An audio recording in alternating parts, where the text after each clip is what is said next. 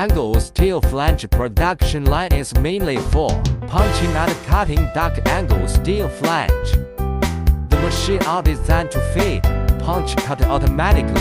In order to save labor and improve efficiency, it is very fast, accurate and highly automatic. It is controlled by a servo motor, and fitting dimensions are accurate. Only requires to input the size of the workpiece, the distance between holes, and how many holes to punch when programming, which is very easy to operate. The new design mode can complete the angle steel switching rapidly, and the punch is durable. Taiwan hydraulic system, cutter and punching die, which are both made of American H13 material. Servo motor driven fitting system,